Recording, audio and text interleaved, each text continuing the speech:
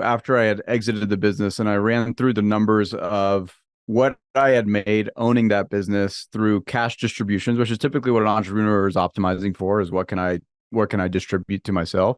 When I looked at what I made from cash distributions of that business to what I had made in the exit of the business, the final liquidity event of the business, it Hmm. broke down to like within a percentage point of the 80-20 rule, where like 80% of the outcome is driven by 20% of the effort.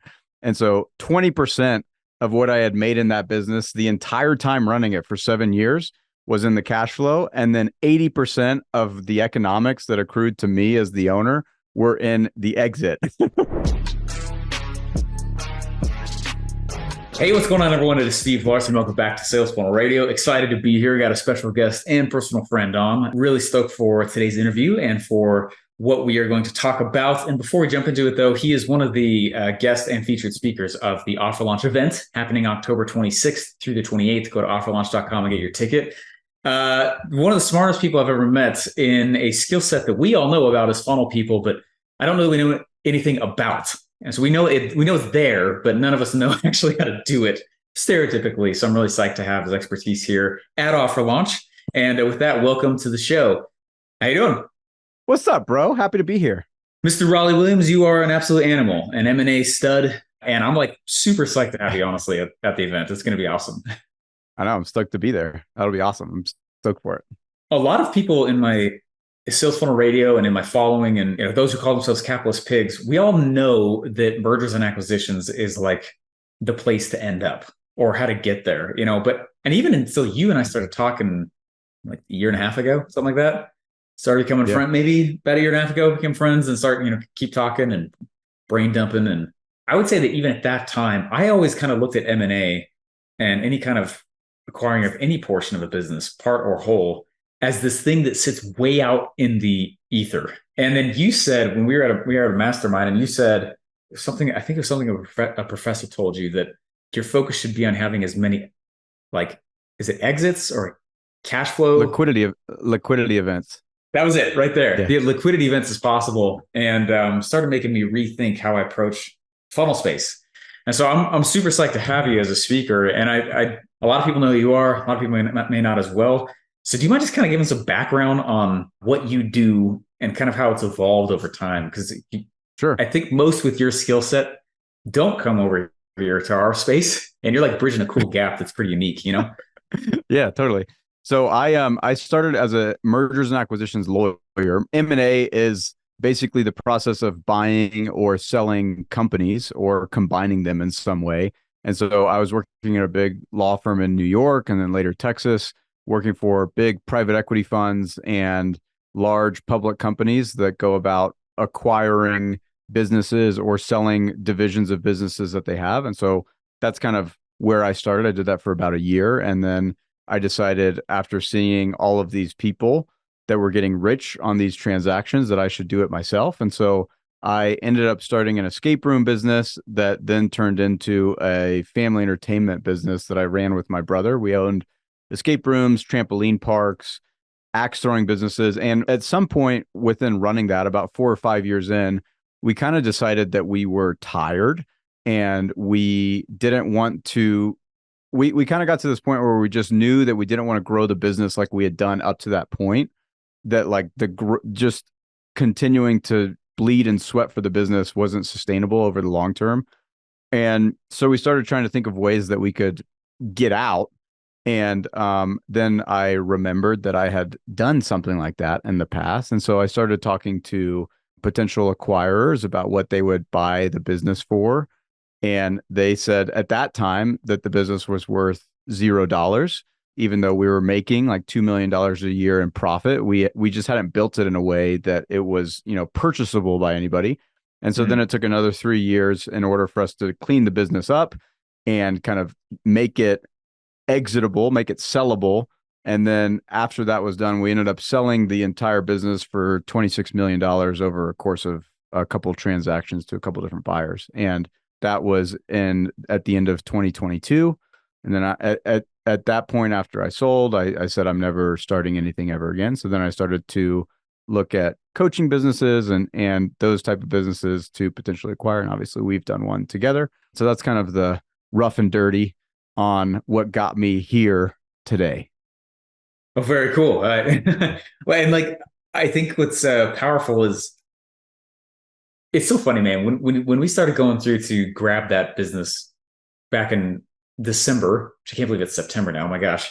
Yeah. Watching you go through this total zone of genius. It was like watching Tony Stark and like everything blacks out and you're just like pressing buttons in the ether and watching you put the deal structure together outside of the revenue model, which is what a lot of the people, who listen to Sales Funnel Radio and the funnel world, like we're all internet marketers. We're great at creating brand new customers, at break even or better at speed. Yeah. And like, how cool is that? That, we'll create the offer. You're treating the entire business like the offer and structuring that deal. I've never seen anything like that. It was such an epic education. It was so cool.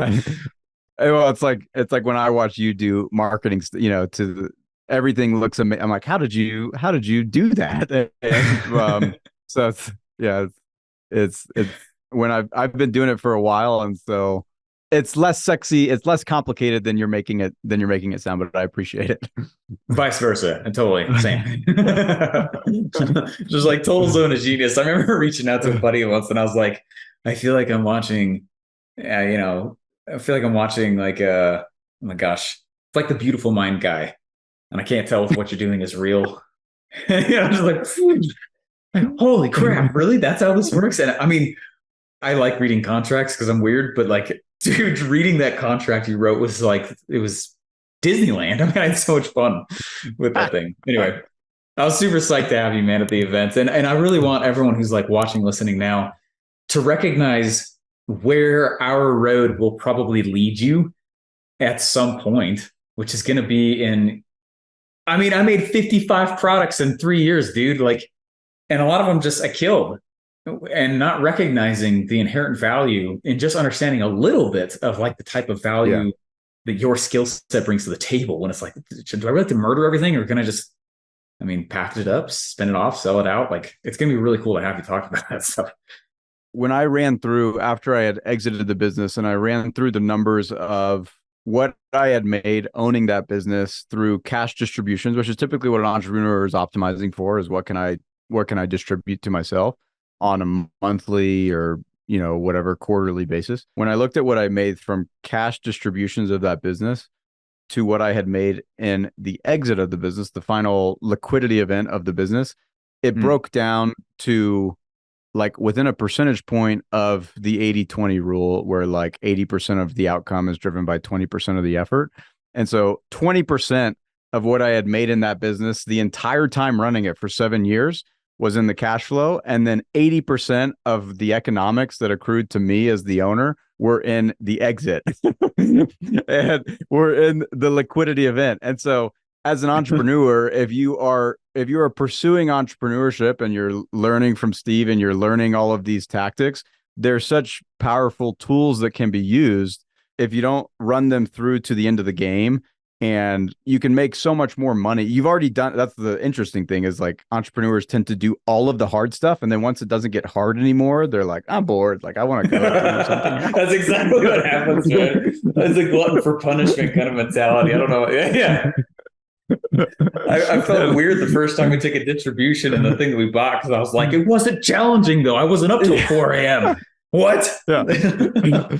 So like if you could use those tools and it's just like a slight tweak and you change it 1% to like run it through to the end of the play, your economic outcome can be vastly different. And obviously like just running it to be profitable is great, but if you can take that profitability and then build something that somebody else wants to buy, figure out how to turn it into an asset that's sellable, you can make a lot of money for very, very minimal additional work involved in it.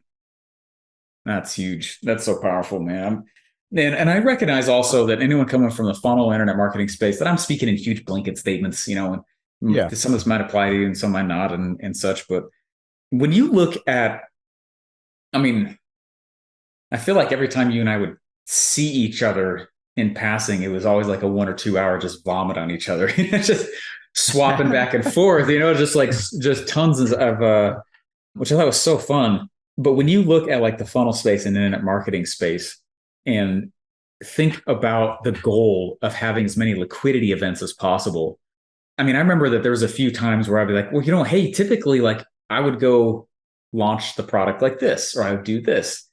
And lovingly, you'd slap my wrist a little bit with the reminder that if a large liquidity event is the goal, that actually would probably hurt the business, and there was several different situations where that kind of popped up. What kind of comes to mind when you think of like the top things that our space is kind of doing that we think is cool, but actually kind of jacks us up? I'm trying to think of just the things in the business that we own together and how we've run that business together. And obviously we've done a relaunch, which has been massive to improve the value of the business. I think typically what I see in these type of businesses in kind of internet marketing world is usually it's an artist that has a unique way of getting a result for somebody, and they enjoy doing that art so much that they don't actively looking for ways to replace themselves in the business, particularly in the promotion of the business or in the fulfillment of the result. And those are the two big pieces that have to get solved. Is like, once people can consistently get the result without you as the artiste being there to take them every step of the way, that's a massive increase in the value of the business. And then once the business can figure out how to drive eyeballs and traffic without having the artiste be the one that is doing it, then that's another massive jump, because it shows that the business as an entity, it shows that the business can exist without the entrepreneur anymore, which means that a buyer can come in and there's no risk that the business doesn't exist anymore. And a lot of times I find that entrepreneurs derive a lot of their own self-worth from where they are positioned within the business. And so they actively find ways to keep themselves within the business. And a lot of times they'll do offers and launches that require them to be in the business, so that way they still have something to do. and Yep. That's very true. Yeah. Anyway, sorry. Go ahead. No, I think that's been what we found, and so I think that's been kind of the thing that we've needed to solve in the business that we own together. Of how can this thing exist as a brand, as an entity that can self perpetuate without any one person being involved, and it's called key man risk, or key woman risk.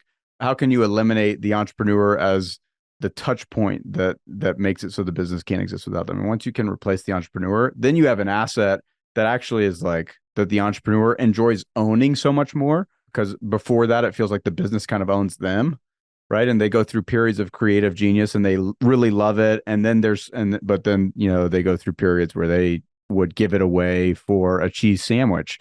And it helps make the business much more stable, much more predictable that way too.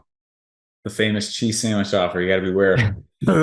Oh man. Yeah, I think that's fascinating. So you bring that up because there's like this badge of honor that how intense the entrepreneur is still involved in the day-to-day of the business. And I think the funnel world is very young still. And I mean, what does it statistically take 10 years to like really create a solid market or something? And really ClickFunnels creating the market has only been around for 9 years. So like, it's not even at maturation really. Like, and I feel like something that collectively there's been a waking up to is the very stark difference between an entrepreneur and a business owner, and being glued to that entrepreneurial seat. It's almost like we use the identity as a visionary as a reason to stay in the entrepreneur seat, when in reality, you could be a visionary as a marketer, you could be a visionary as a business owner. You can still have that same kind of like theme throughout. But yeah, we kind of get in the way a little after a certain point. Where do you think that people from like funnel and the internet marketing world have an advantage compared to the stereotypical M&A deal you look at? I think starting off the journey with the expectation to make money quickly is a massive advantage, because it doesn't allow you to twiddle your thumbs and think that you're making progress before revenue is made. And so like I think the emphasis that is typically placed on revenue is it's very, very beneficial at the beginning of the journey because so many companies go out and raise venture money or self-fund something and they never make a dollar of, they never sell anything to anybody. So the emphasis on revenue is, I think, very important to help someone. And kind of this, I think there's a certain scrappiness that exists within kind of the internet marketer, the digital marketer. I think that scrappiness is amazing, and it gives you an amazing toolkit to do so much more with so much less. And then at some point, that scrappiness has to seed to strategy at some point, and be, the hustle mentality can give way to like haste makes waste, and you don't have to go as fast to go a lot further. And that transition point is different in everyone's journey. But the thing that I've enjoyed so much about learning kind of the internet marketing way and the funnel land way, whatever you want to call it, is it's so different from, private equity, VC, where if things are measured in the millions, if it's made $1 million of revenue, on the P&L, it says a one, like, and so like things feel so big that most people end up never making a move towards anything at all because it just feels so unattainable. And I think Funnel Land has brought that down to like make it achievable to the masses. That's really fascinating. Even in going to business school myself, there was everything you would go create was a loan or VC loan application, business plan, 20, 30 pages, and you're hoping to go get a loan for the sake of building a business system, and the business system hopefully makes $1. But I think it's neat that the funnel space does the exact opposite and says, let's not worry about business systems. Does this make $1? And then from that money, build the business systems from no borrowed cash. But that transition, unless it's consciously done, I feel like it's pretty easy to kind of get stuck in something that will cause inevitable burnout. I mean, just even in my own entrepreneurial journey, I just did a post about this today. I quit practicing law to start an escape room business. It cost us $200,000 to get started. And within 6 months of doing the escape room business, we were making revenue, but the business required all that revenue in order to continue to build out more rooms. And so 6 months into the journey, I had made $0 to myself, net profit, like distributed to me. And in order to bridge that gap, my wife and I started my wife built like a little meal plan that she started selling to people for $10 a pop in Microsoft Word. And like that thing that we started, based on her social media audience, like that ultimately over the next 3 years, that generated $1 million of free cash flow to us at the time where like the business that I was trying to build continued to require cash. And so we actually, even as I went down a more conventional business path, I needed to supplement it with more direct marketing, digital marketing, selling a digital product business because it's so cash generative. And that's exactly what my wife and I mean, we pursued both in tandem in order to make this more conventional business path work. We needed to do both in order to put food on the table. That's fascinating. At what point did the $200,000 investment start feeding you and, kind of tilt the other way? It took 8 months for it to distribute anything. And it started distributing I wasn't making more, like there were a lot of months when we were running that business where my wife would just make more money than me off of her Instagram to a digital product. You know what I mean? I didn't consistently out earn her for like 3 or 4 years after that. Cause there were months where she would make $90,000 and it's all free cash flow. It's all just like, it was more social media, but it required a scrappiness that kind of opened up. Like I got into the internet marketing world to figure out the best way to scale her business from Instagram. That's kind of how we met, was talking about how to improve her business in the digital marketing realm. That's right. Is it the same one? That's fierce then. Yeah. Uh-huh. I didn't realize that. That's cool. That's awesome. Yeah.